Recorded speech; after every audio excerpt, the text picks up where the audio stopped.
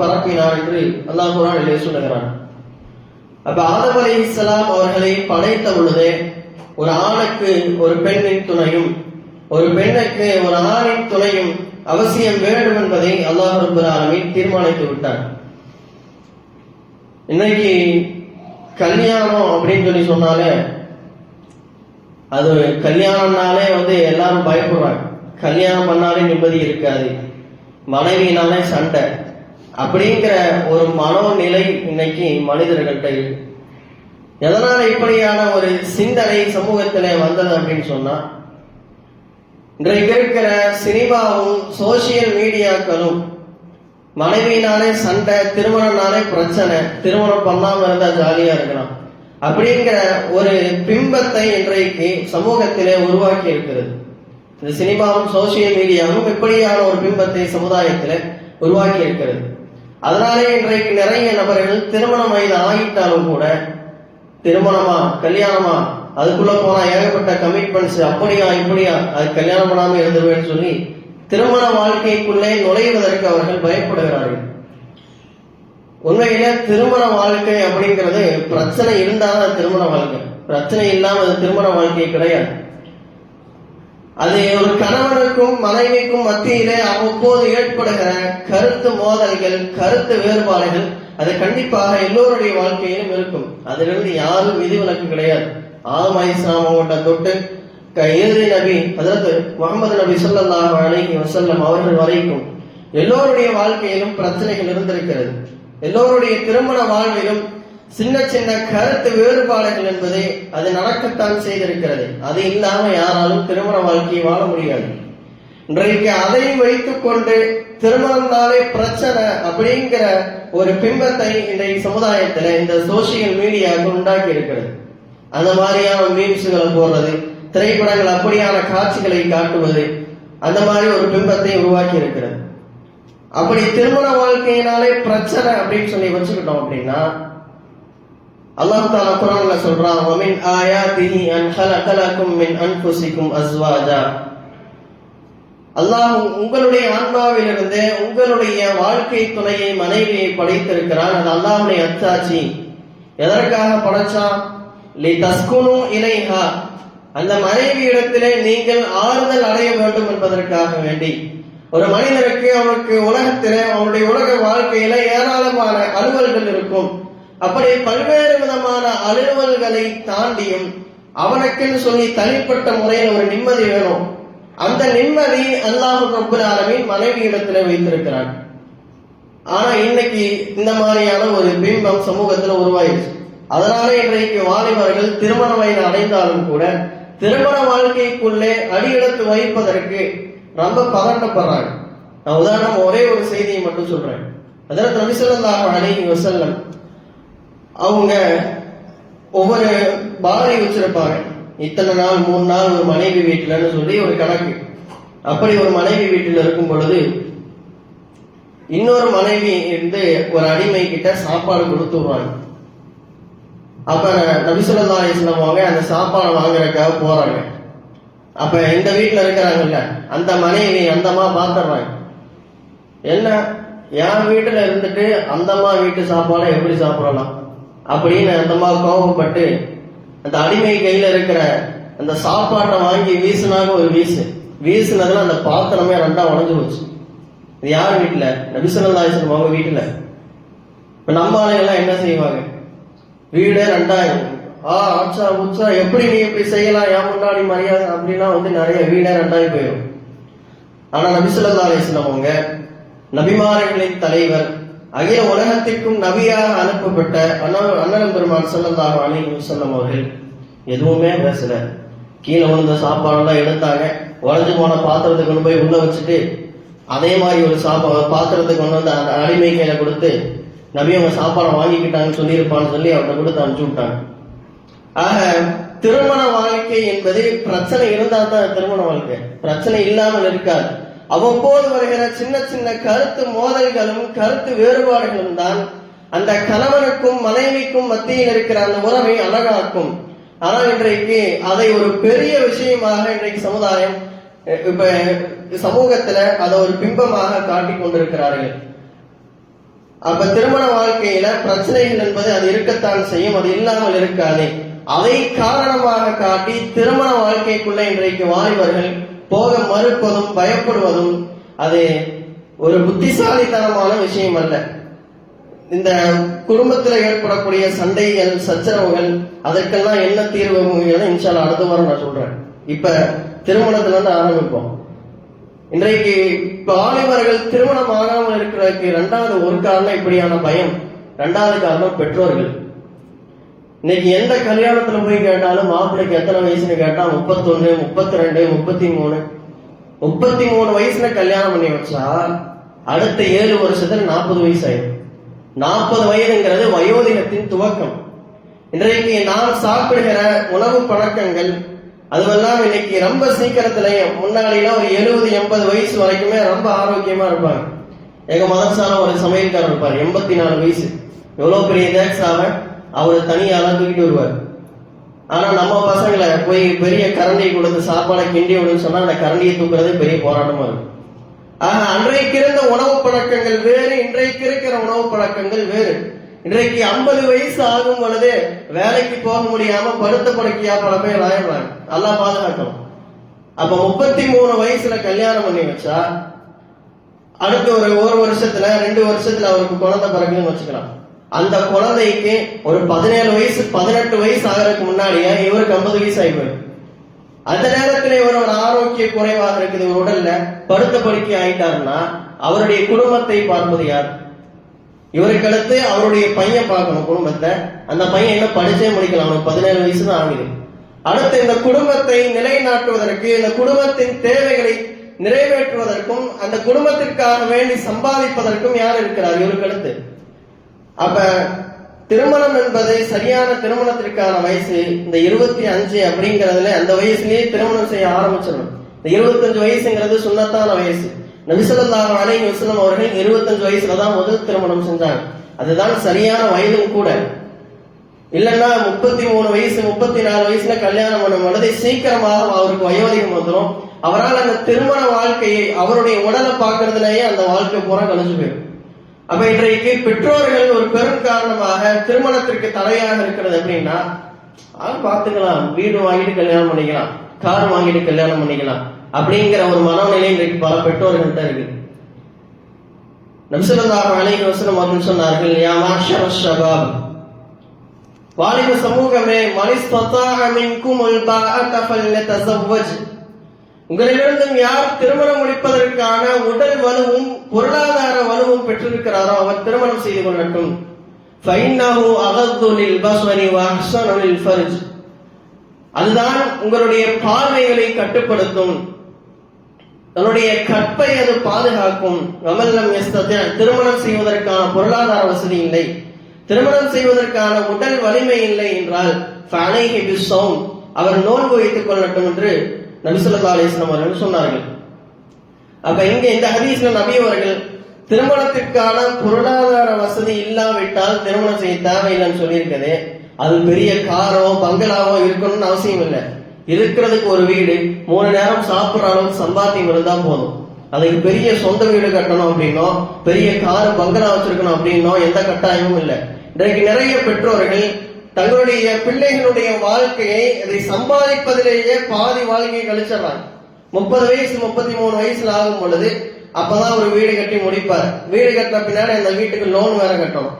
இப்படியாக இன்றைக்கு இருக்கிற வாலிபர்களுடைய வாழ்க்கை என்பது இப்படி வீணான முறையில் தான் கழிந்து கொண்டிருக்கிறது. அதற்கு பெற்றோர்கள் ஒரு பெரும் தடையாக இருக்கிறார்கள். அப்ப நபி ஸல்லல்லாஹு அலைஹி வஸல்லம் அவர்கள் சொல்லுவார்கள், தஸவ்வஜுன் நிஸாஅ ஃபைன்னஹுன்ன யஅதீனகும் அன்மால், திருமணம் செய்வதால் பரக்கத்து ஏற்படுகிறது. திருமணம் செஞ்ச பின்னாலே தான் பரக்கத்து வரும். திருமணத்துக்கு முன்னாடி வீடு கட்டணும் கார் வாங்கணும் முடியாது. திருமணம் செஞ்சா தான் பரக்கத்து வரும். அல்லாஹ் ரப்பல் ஆலமீன் குர்ஆனிலே சொல்லுவான், யகூனு ஃபுகரா யுக்னிஹிமுல்லாஹு மின் ஃபத்லிஹ், அந்த திருமணம் முடிக்கிற ஆண்கள் அவர்கள் ஃபகீர்களாக ஏழ்மையானவர்களாக இருந்தால் அல்லாஹ் அவர்களை செல்வந்தர்களாக ஆக்குகிறான் என்று அல்லாஹ்வே குர்ஆன்ல சொல்றான். திருமணம் முடிச்சா தான் பரக்கத்து வரும். அந்த திருமணம் என்பதை அது ரிசத்திலே விசாலத்தை ஏற்படுத்துகிற ஒரு விஷயம். அதனால இதையெல்லாம் காரணமாக காட்டி வீடு வாங்கணும் கார் வாங்கணும் இடம் வாங்கணும்னு சொல்லி இதையெல்லாம் ஒரு காரணமாக வைத்து இன்றைக்கு உங்களுடைய ஆண் மக்களுடைய திருமணத்தை தள்ளி போடுவது என்பது இன்றைக்கு காலத்தில் அது மிகவும் ஒரு ஆபத்தான விஷயம். இன்னைக்கு முதல்ல விபச்சாரம் அப்படிங்கிறது நேர்ல போய் செய்யறது தான், நேர்ல நடக்கிறது மட்டும்தான் விபச்சாரம். இன்றைக்கு ஆன்லைன் விபச்சாரம் அப்படிங்கிறது ரொம்ப பரவலாக ஆயிடுச்சு. இன்றைக்கு ஒவ்வொருத்தரும் செல்போனை கையில வச்சுட்டு யார் என்ன செய்யறா, நம்முடைய பிள்ளைகள் எல்லா நேரமும் என்ன செய்யறாங்கன்னு 24 hours யாராலையும் வாட்ச் பண்ண முடியாது. அப்படி உங்களுடைய அலட்சியத்தால் ஒரு மகன் அவன் தவறான பாதையை நோக்கி சென்று விட்டானேயானால், தவறான வழியிலே சென்று விட்டானேயானால் அதற்கான பொறுப்பு பெற்றோர்களின் மீது இருக்கிறது. அவன் செய்வதற்கான பாவம் பெற்றோர்களின் மீது இருக்கிறது. அதனால இந்த மாதிரியான காரணங்களை முன்வைத்து உங்களுடைய ஆண் மக்களுடைய திருமணத்தை தள்ளி போடுவது என்பது அது புத்திசாலித்தனமான விஷயம் அல்ல என்பதை அனைவரும் புரிந்து கொள்ள வேண்டும்.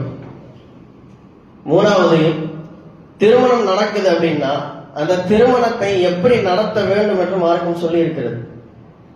திருமணத்தை மிக எளிமையான முறையிலே நடத்த வேண்டும் என்று மார்க்கம் சொல்லுகிறது. இன்ன அஸமன் நிக்காஹி பரக்கத்தன் ஐஸருஹு மஊனா. நிக்காயிலேயே பரக்கத்து நிறைந்த நிக்காஹ் என்பது ஐஸருஹு மஊனா.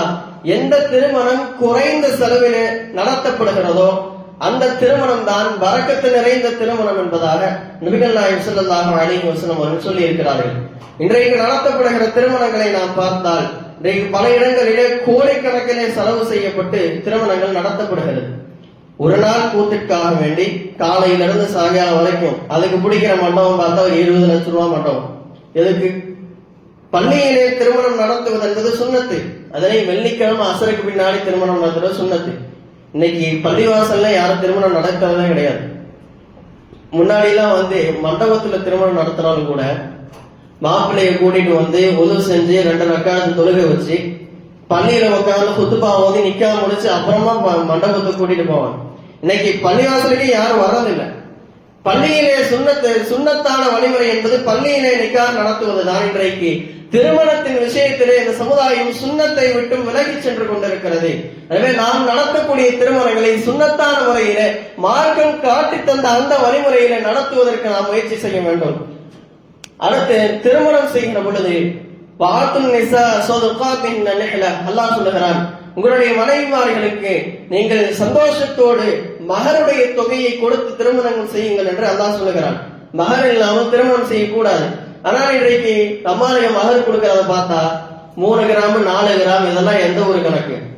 முன்னாடி எல்லாம் ஒரு காலத்துல 101 ரூபா கொடுப்பாங்க மகர், 101 ரூபா 202 ரூபா அப்படின்லாம் கொடுப்பாங்க. வரக்கூடிய அந்த மனைவி மட்டும், வீட்டுக்கு வருகிற அந்த மருமக மட்டும் 40 பவுன் 50 பவுன் போட்டு வந்தா அப்படியே சந்தோஷமா இருக்கு உங்களுக்கு. ஆனா இவங்க அந்த பிள்ளைக்கு கொடுக்கிற மகரு வெறும் 3 கிராம் 4 கிராம் 5 கிராம் இதெல்லாம் எந்த விதத்துல நியாயம்? மார்க்கம் மனம் வந்தவர்களாக சந்தோஷமான முறையிலே அவர்களுக்கு மகரை கொடுத்து திருமணம் செய்யுங்கள் என்று சொல்லுகிறது. இன்றைக்கு மகர் கொடுக்கிற பழக்கம் என்றைக்கு ஒழிய ஆரம்பித்து விட்டதோ அன்றைக்கே சமுதாயத்திலே வரதட்சணை என்பதை தலை தூக்கி ஆரம்பித்து விட்டது. நபிகள் நாயகம் ஸல்லல்லாஹு அலைஹி வஸல்லம் உடைய சபையிலே ஒரு பெண் வருகிறார். யா ரசூலல்லாஹ், இன்னி வஹப்து மின் நஃப்ஸி, நான் என்னை உங்களுக்கு அன்பளிப்பு செய்து கொள்கிறேன், என்னை நிக்கா முடிச்சுக்கங்கன்னு சொல்லி அந்த பெண் சொல்றாங்க. அப்ப நபி அவர்கள் எதுவுமே சொல்ல அமைதியா உட்கார்ந்துருக்கிறாங்க.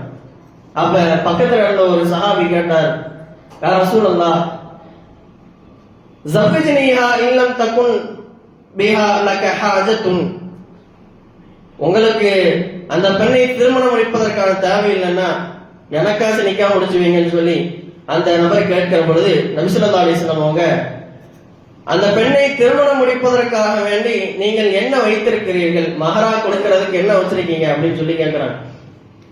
அப்ப அந்த மனிதர் சொன்னால், நான் போட்டிருக்கிற இந்த வேட்டியை தவிர என்கிட்ட ஒண்ணும் கிடையாது அப்படின்னாரு. வேட்டி மட்டும்தான் இருக்கா? அதையும் கொடுத்துட்டு அவங்களுக்கு போற ட்ரெஸ் இருக்காது, வீட்டுக்கு போய் எதையாச்சும் இருக்கான்னு தேடி எடுத்துட்டு வாங்க அப்படின்னு.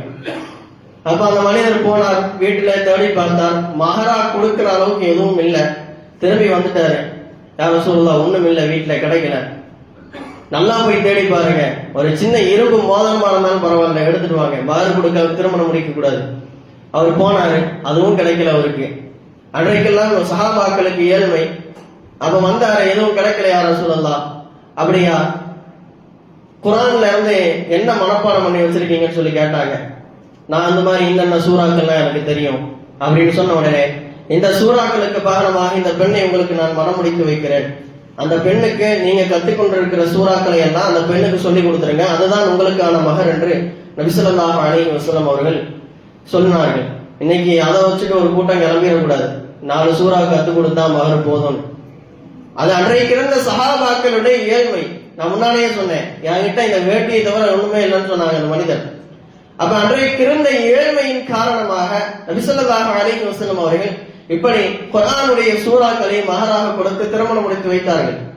இன்றைக்கு மகர் கொடுக்கிற பழக்கம் என்பது இன்றைக்கு குறைய ஆரம்பித்ததோ, வரதட்சணை என்பதை இன்றைக்கு தலை தூக்க ஆரம்பித்து விட்டது. இன்றைக்கு சமுதாயத்திலே வரதட்சணை கொடுமையால் எத்தனை மரணங்கள்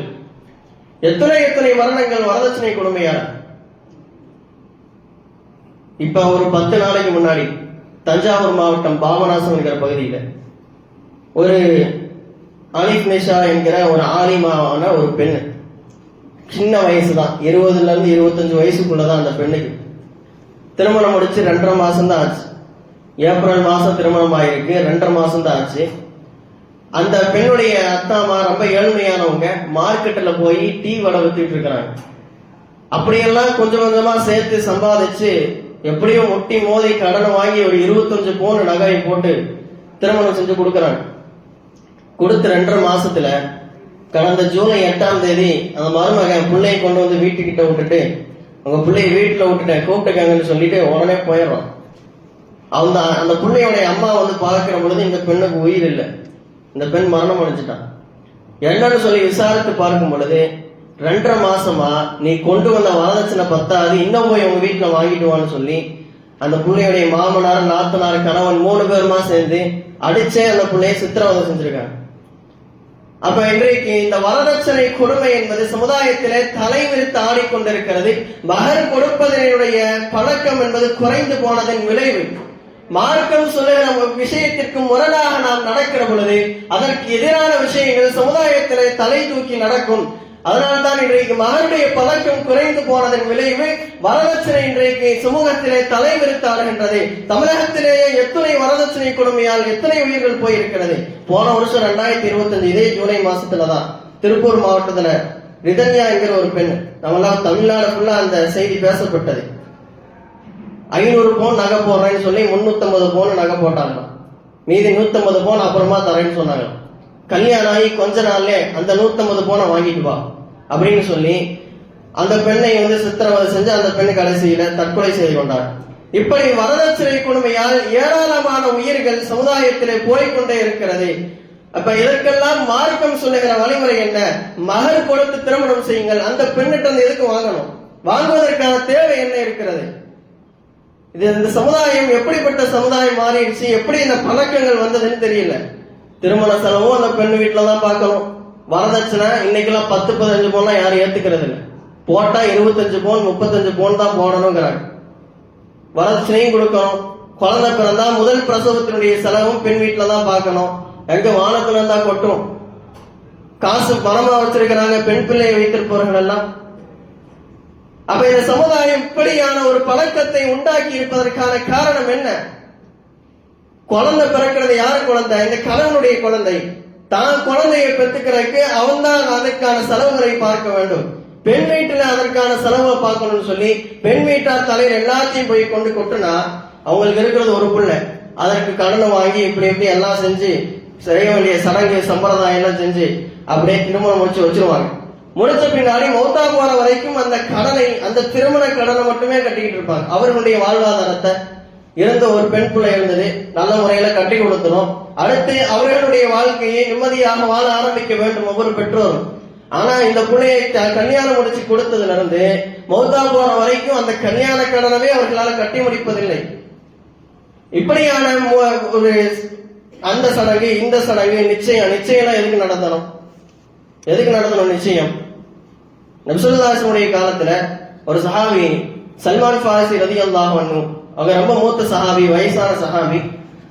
அப்ப அவங்க இருக்கிறாங்க. அப்ப இன்னொரு சஹாபி வர்றாங்க, உங்களுக்கு என்ன கல்யாணம் ஆகலையா, ஏன் கல்யாணம் பண்ணாம இருக்கீங்க, வாங்க நான் கல்யாணம் பண்ணி வைக்கிறேன்னு சொல்லி கூட்டிட்டு போனாங்க. கூட்டிட்டு போய் ஒரு வீட்டுக்கு போறாங்க. இந்த மாதிரி பெண் கொடுங்கன்னு சொல்லி கேட்கிறாங்க. பெண் கொடுங்கன்னு சொல்லி கேட்ட இடத்துல இவரை வெளியே நிக்க வச்சுட்டு அந்த சஹாபி உள்ள போறாங்க. போய் இந்த மாதிரி இவருக்கு பெண் கொடுங்கன்னு சொல்லி கேட்கறாங்க. அவருக்கு தரமாட்டோம், நீங்க வேணா கட்டிக்கங்கன்னு சொல்லி அந்த பெண்ணுடைய பெற்றோர்கள் சொல்றாங்க. அப்ப உடனே வேற வழி இல்லாம இவரும் நான் சரி நிக்கா முடிச்சுக்கிறேன்னு சொல்லி வெளியில வருகிற பொழுது உள்ள போனவர் பொண்ணு பாக்குறக்கா உள்ள போனார். வெளியே வரும்போது நிக்கா முடிச்சுட்டு வர்றாரு. இவ்வளவுதான் சஹாபாக்களுடைய திருமணம். இன்னும் சொல்ல போன அப்துல் ரஹ்மான் அவுஃப் ரலியல்லாஹு அன்ஹு அவங்க ஒரு டைம் இப்படி நடந்து வந்துட்டு இருக்கும் பொழுது அவங்க சட்டையில பார்த்தா மஞ்சள் கலர்ல கரை இருக்கு. இப்ப நபி ஸல்லல்லாஹு அலைஹி வஸல்லம் அவங்க பார்த்துட்டு கேட்டாங்க, என்னப்பா சட்டையில கரையா இருக்கு? அது ஒண்ணும் இல்ல, நேற்று எனக்கு கல்யாணம் ஆச்சு, அதனுடைய அத்தர் கரை தான் இது அப்படின்னு சொன்னாங்க. அப்படியா, திருமணம் ஆயிருச்சா? அப்படி என்றால் ஒரு ஆட்டை கொடுத்தாவது நீங்கள் வலிமா கொடுங்கள் என்று நபி ஸல்லல்லாஹு அலைஹி வஸல்லம் சொன்னாங்க. யோசிக்கணும், சஹாபாக்களும் நபி அவர்களும் எந்த அளவிற்கு பின்னி பிணைந்து ஒரு பாசத்தோடு உறவோடு இருந்திருக்கிறார்கள். அப்படிப்பட்ட நபிக்கே தெரியல அந்த சஹாபிக்கு திருமணமானது. கேட்ட பின்னாடி சொல்றாங்க எனக்கு நேற்று கல்யாணம் ஆச்சு அப்படின்னு. ஆக இப்படியெல்லாம் அவர்கள் சஹாபாக்கள் திருமணம் செய்திருக்கிறார்கள் என்றால் நாம் எந்த அளவிற்கு எளிமையான முறையில திருமணம் செய்ய வேண்டும் என்பதை யோசித்து பார்க்க வேண்டும். இன்னைக்கு சமுதாயம் ஏன் இப்படி மாறிடுச்சுன்னு தெரியல. நிறைய பேர் பொண்ணை பார்க்க போகும் பொழுதே கூச்சமே இல்லாம எத்தனை பவுன் போடுவீங்க அப்படின்னு சொல்லி நிறைய பெண்கள் தான் இதெல்லாம் பண்றது. திருமணம் வந்துட்டாலே ஆண்களுக்கு வேலையே இல்லை, பேசுறதுல இருந்து வைக்கிறதுல இருந்து எல்லாமே பெண்கள் தான் செய்யறாங்க. அப்ப போன உடனே கூச்சம் இல்லாம போய் எத்தனை பவுன் போடுவீங்கன்னு சொல்லி கேட்கறாங்க. அப்ப அவங்களால முடிஞ்சது ஏதோ ஒண்ணு சொன்னா இதெல்லாம் எப்படிங்க பத்துவோம், இன்னும் கொஞ்சம் சேர்த்து போடுங்க அப்படின்லாம் வந்து சொல்றாங்க. நான் இன்னும் கொச்சையா சொல்லணும்னா இந்த மாதிரி போய் பெண் வீட்டார் இடத்துல வரதட்சணை கேட்பதற்கு பதிலாக எங்கேயாச்சும் போய் யாசகம் கேட்கலாம், அதுவே மேல். ஏன் இப்படி வரதட்சணை வாங்கி அந்த பெண்ணு வரதட்சணையை கொண்டு வந்தாலும் நாளைக்கு என் பிள்ளை எங்கேயாவது போகும் பொழுது கண்ணியமாக நகை போட்டு போகணும்னு சொல்லி இவங்க கேட்காமலேயே அந்த பெற்றோர்கள் அந்த பிள்ளைக்கு நகையை கொடுத்து அனுப்பினாலும் அந்த நகையில கை வைக்கிறதுக்கு கணவனுக்கு கூட அனுமதி இல்லை. கணவன் கூட அந்த பெண்ணுடைய அனுமதி இல்லாமல் நகையை தொடக்கூடாது. அப்படி இருக்கிற பொழுது இந்த சமுதாயம் அப்படி வரதட்சணையை வாங்கி என்ன செய்ய போகிறது? ஏன் இந்த பழக்கம் இன்னும் சமுதாயத்தை விட்டு ஒழியவில்லை? அறியாமை கால மூட பழக்க வழக்கங்களை இஸ்லாம் என்றைக்கு வந்ததோ அன்றைக்கே மண்ணோடு புதைத்து விட்டது. இன்றும் இந்த பழக்கம் என்பது சமுதாயத்திலே ஒழியாமல் இருப்பது அது சமுதாயத்தினுடைய சாபக்கேடு என்பதை நாம் புரிந்து கொள்ள வேண்டும். மார்க்கம் இவ்வளவு அழகாக வலியுறுத்தி சொல்லுகிறது. ஏன் சொல்லுதுன்னு எனக்கே யோசிச்சு பார்த்திருக்கிறோமா? பெண்ணுக்கு கொடுத்து திருமணம் முடித்துக்கொள் என்று மார்க்கம் ஏன் சொல்லுது? ஒரு பெண் என்பவள் அவள் திருமணம் முடித்து வருகிற பொழுது வெறுமனே அவங்க அத்தா அம்மாவை விட்டுட்டு வர்றதில்லை. அவள் கூட பிறந்த அண்ணன், தம்பி, அக்கா, தங்கச்சி, தன்னுடைய உறவினர்கள், தான் கூட படிச்ச தோழிகள், தான் ஓடி ஆடி விளையாடிய வீடு, அவள் வளர்ந்த சொந்த ஊர், இப்படி எல்லாவற்றையும் விட்டு கணவன் என்கிற ஒற்றை வார்த்தைக்காக, கணவன் என்கிற ஒற்றை உறவிற்காக வேண்டி காலம் முழுக்க காலடியிலே கிடக்கிறாள். இப்படி இத்துணை தியாகங்களை செய்து வர மனைவிக்காக வேண்டி நீ மகர் கொடுத்து திருமணம் செய்து கொள். நீ என்ன தியாகம் செய்கிற? அந்த பெண் இவ்வளவு தியாகங்களை செய்து கொண்டு உன்னுடைய காலடியிலே கணவனை கதி என்று காலம் முழுக்க கிடக்கிறாள். அவளுக்கு நீ மகரை கொடுத்து திருமணம் செய்வதுதான் நியாயமானது என்று மார்க்கம் மகரை கடமையாக்கி இருக்கிறது. ஆனால் இன்றைக்கு மகர் தர்றதுக்கு ரொம்ப வருத்தம். அதுலயும் அப்படியே ரொம்ப பெரிய மனசோட 3 கிராம் 4 கிராம் போட்டு மகர் முடிக்கும். இன்றைக்கு இந்த வரதட்சணை கொடுமை இருக்கிறதுனால சமுதாயத்திலே எத்தனையோ ஏழை பெண்கள், ஏழை குமரிகள் திருமண வயது ஆகியும் கூட திருமணம் ஆகாமல் இருக்கிறார்கள். எத்தனையோ பெண்கள் இருக்கிறாங்க. இன்னும் சொல்ல போனா கள்ளக்குறிச்சியில் நடந்த ஒரு சம்பவம். ஒரு வீட்டுல ஒரு 2 பிள்ளைங்களோ 3 பிள்ளைங்களோ இருக்கிறாங்க. கல்யாண வயசு எல்லாத்துக்கும். அந்த வீட்டு ரொம்ப ஏழ்மையான குடும்பம். போய் பல இடங்கள்ல மாப்பிள்ளை பாக்குறாங்க. பாக்குற இடத்துல எல்லாம் நீங்க அவ்வளவு போடணும் எவ்வளவு போடணும் வரதட்சணை கேட்கறாங்க. அதை கொடுக்கிற அளவுக்கு அவங்களுக்கு வசதி இல்லை. என்னடா பண்றதுன்னு இப்படியே இருக்கிறாங்க, அப்படியே பார்த்துட்டே இருக்கிறாங்க. இந்த நேரத்தை, இந்த சந்தர்ப்பத்தை இன்றைக்கு சமூக விரோதிகள் ரொம்ப சூப்பரா பயன்படுத்திக்கிறாங்க. ஒரு பாசிச கும்பலை சேர்ந்த ஒரு RSS காரன் வர்றான். வந்து உங்க பிள்ளைக்கு ரொம்ப நாளா கல்யாணம் ஆகாம இருக்குது, ரொம்ப வயசு ஆகிட்டே போகுது, எங்க போனாலும் வரதட்சணை கேட்கறாங்கல்ல, நீங்க எனக்கு ஒத்த பைசா தர வேணாம், நான் கல்யாணம் முடிச்சுக்கிறேன் உங்க பிள்ளைன்னு சொல்றான். அந்த பெற்றோர்கள் என்ன பண்ணுவாங்க? ஒரு முஸ்லீம் ஆணை திருமணம் செய்து வைக்கலாம் என்று பார்த்தால் எங்க போனாலும் வரதட்சணை கேட்கறாங்க. வசதி இல்லை. நீங்க ஒத்த பைசா தர வேணாம், கல்யாண செலவையும் நானே பாத்துக்கிறேன், நீங்க வரதட்சணையும் ஒண்ணும் தர வேணாம், பிள்ளைய மட்டும் கூட அனுப்புங்கன்னு சொல்லி அவன் சொல்றான். இவங்க வேற வழி இல்லாம பிள்ளைக்கு வயசாகிட்டே போகுது, எத்தனை நாள் கல்யாணம் பண்ணாம வைக்கிறது? போன்னு சொல்லி அனுப்பிச்சிட்டாங்க. அதுக்கு முன்னாடி உங்க பிள்ளைய நான் கல்யாணம் பண்ணிக்கிறேன்னா ஒரு கண்டிஷன் அப்படிங்கிறான். என்னடா கண்டிஷனு? அந்த கபோர்ட்ல இருக்கிற குரான் எடுத்துட்டு வந்து கிழிச்சு வெளியில இருக்க சாக்கடையில போடு அப்படின்னு சொல்றான். அந்த பெண் அந்த கபோர்ட்ல இருந்து குரான் எடுத்துட்டு வந்து கிழிச்சு சாக்கடையில போட்டா. அதுக்கப்புறம் அந்த 2 பேருக்கு கல்யாணம் ஆயிடுச்சு, போயிட்டாங்க. சமுதாயத்துல இப்படியான நிகழ்வுகள், நான் சொன்னது ஒரு நிகழ்வு தான், இன்னும் தமிழ்நாட்டிலையும் சரி இந்தியா முழுக்க இந்த இப்படியான நிகழ்வுகள் ஆங்காங்கே நடந்து கொண்டுதான் இருக்கிறது. இதற்கு காரணம் வரதட்சணை. முஸ்லிமாக பிறந்து கொண்டு ஏன் வரதட்சணை கேட்க வேண்டும்? மார்க்கம் வரதட்சணையை இவ்வளவு கடுமையாக அதை எதிர்த்த பொழுதும் தடுத்திருக்கிற பொழுதும் இன்றைக்கு இப்ப எப்படியெல்லாம் வரதட்சணை கேட்கிறனாலதான் இன்றைக்கு பல நபர்கள், பல பெண்கள் இஸ்லாத்தை விட்டும் வெளியேறி சென்று கொண்டிருக்கிறார்கள். நம்முடைய சமூக விரோதிகள் இந்த சூழலை ரொம்ப அழகாக பயன்படுத்தி அவர்களை மதம் மாற்றம் செய்து கொள்கிறார்கள். இன்னும் சில பிள்ளைங்க அத்தாமாக்கு ஏன் சிரமம், அத்தாமாவே கஷ்டப்படுறாங்க, கல்யாணம் பண்ணா இவ்வளவு செலவாகும் அவ்வளவு செலவாகும் அப்படின்னு சொல்லி அவர்களாக இன்னைக்கு சோசியல் மீடியாக்கள் யார் கூட பேசி பழகி அப்படியே போயிடுறாங்க. இன்னைக்கு சமுதாயத்துல இப்படியா பெண்கள் இஸ்லாத்தை விட்டு வெளியேறி சென்று கொண்டிருக்கிறார்கள். இதுக்கெல்லாம் யார் பொறுப்பு? ஒண்ணு, வரதட்சணை கேட்பவர்கள் பொறுப்பு. 2வது, வரதட்சணை கேட்காட்டியும் கூட அடிப்படையாக ஒரு திருமணத்தை நடத்துவதற்கான பொருளாதார வசதியும் இல்லாமல் இன்றைக்கு சமுதாயத்தில் எத்தனையோ பெண்கள் திருமணமாகாமல் இருக்கிறார்கள். அப்ப அதற்கு யார் பொறுப்பு அப்படின்னா, ஒரு மஹல்லாவில இப்படி ஏதோ ஒரு பெண் தவறான வழியில மார்க்கத்தை விட்டு வெளியே போயிட்டான்னு சொன்னா அந்த மஹல்லாவில் இருக்கிற செல்வந்தர்களும் அந்த மஹல்லாவினுடைய நிர்வாகமும் தான் இதற்கு பொறுப்பு, முழுமையான பொறுப்பு அவங்க தான். அப்ப அல்லாஹ் தஆலா கேட்பான். நபி ஸல்லல்லாஹு அலைஹி வஸல்லம் அவர்கள் சொல்லுகிறார்கள், குல்லுக்கும் ராஇன் வ குல்லுக்கும் மஸ்ஊலுன் அன் ரஇயத்திஹி. உங்களில் ஒவ்வொருவரும் பொறுப்பாளர்கள், அவர்கள் ஒவ்வொருவரும் தங்களுடைய பொறுப்பை குறித்து விசாரிக்கப்படுவார்கள் என்று அல்லாஹ் சொல்லுகிறான். என்ன பொறுப்பா வேணாலும் இருக்கலாம். ஒரு பிரதமர் பொறுப்பா இருக்கலாம், முதலமைச்சர் பொறுப்பா இருக்கலாம், எம்எல்ஏவா இருக்கலாம், எம்பியா இருக்கலாம், கவுன்சிலரா இருக்கலாம். இப்படி எந்த பொறுப்பாக வேண்டுமானாலும் இருக்கலாம். இன்னைக்கு எம்எல்ஏலாம் ஆகிட்டா 5 வருஷத்துக்கு ஒரு தடவை ஓட்டு கேட்கறதுக்கு முன்னதான் அவரை பார்க்க முடியும். முன்னாடியா பரவாயில்ல, யார் எம்எல்ஏனாச்சும் தெரியும், இன்னைக்கு யார் எம்எல்ஏன்னு தெரியல. கரண்ட் போயிடுச்சுன்னு போய் கேட்டா எம்எல்ஏ ஊர்ல இல்ல, எல்லாம் அப்புறமா போயிட்டு அப்புறம் வாங்க, கடைசியில வந்து சொன்னவன் தான் எம்எல்ஏவா. இன்னைக்கு இப்படியான சூழல் இன்றைக்கு இருக்கிறது. அப்ப பொறுப்புகளை நாம் நிறைவேற்றவில்லை என்றால் அதற்கான கேள்விகள் கட்டாயம் அல்லாஹ்விடத்திலே கேட்கப்படும். அது யாராக இருந்தாலும் சரி. அப்படி பொறுப்புகளிலேயே மிக அமானிதமான பொறுப்பு என்பது பள்ளிவாசலை நிர்வகிக்கிற பொறுப்பு. பள்ளிவாசல்களை நிர்வகிக்கிற பொறுப்பில் இருப்பவர்கள் கட்டாயம் அதை குறித்து இன்ச்சு பை இன்ச்சு அல்லாஹ் தஆலா கேள்வி கேட்பான்.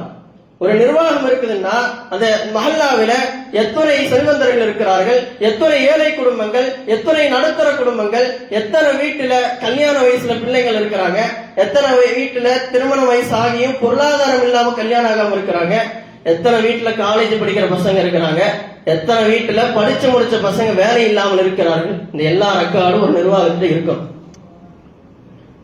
ஒருத்தர் வந்து ஜக்காத்து கொடுக்கிறாரு பள்ளிவாசல்ல, இது யாருக்காவது கொடுத்துருங்க.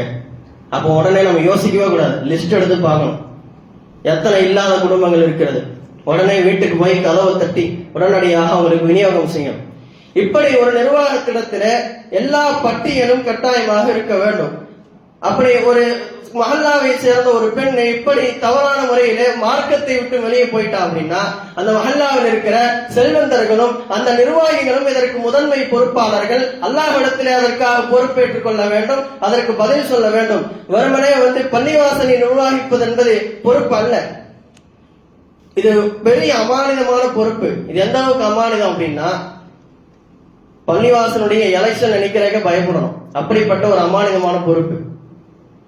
அப்ப அல்லாஹ் ரப்பல் ஆலமீன் சொல்லுகிறான், இன்னல்லாஹ யஅமுருக்கும் அன் துஅத்துல் அமானாத்தி இலா அஹ்லிஹா. நமக்கு கொடுக்கப்படுகிற ஒவ்வொரு பொருளுக்கும் அது அமானிதம், அந்த அமானிதங்களை நிறைவேற்றுமாறு அல்லாஹ் ரப்பல் ஆலமீன் குர்ஆனிலே கட்டளையிடுகின்றான். இந்த ஈரோடு, திருப்பூர், நாமக்கல் இந்த மாவட்டங்கள்ல நான் நிறைய இடங்கள்ல நிறைய பள்ளிகளுக்கு பயானுக்கு போயிருக்கேன். அப்படி போகிற ஒவ்வொரு இடத்துலையும் அங்க இருக்கிற ஒவ்வொரு நிர்வாகிகளும் ஒவ்வொரு ரகமா இருப்பாங்க. அப்போ ஒரு இடத்துல போனப்ப முத்தவல்லி எங்கன்னு அஜரத்துல கேட்கிறேன். அவரு ஜும்மாக்கு வருவாரு அப்படின்னு சொன்னாங்க. ஜும்மா முடிஞ்சது, எங்கெங்க முத்தவல்லி? உங்க காலு கீழே உட்காந்து தூங்கிட்டு இருந்தாரு, அவர்தான் முத்தவல்லி. எங்கெங்க போயிட்டாரு? ஆபீஸ் ரூம்ல காணோம். அவரும் அவ்வளவுதான், வாரம் வாரம் ஜும்மாக்கு வருவாரு, போயிடுவாரு, பள்ளியில ஏதாவது ஆண்டு விழா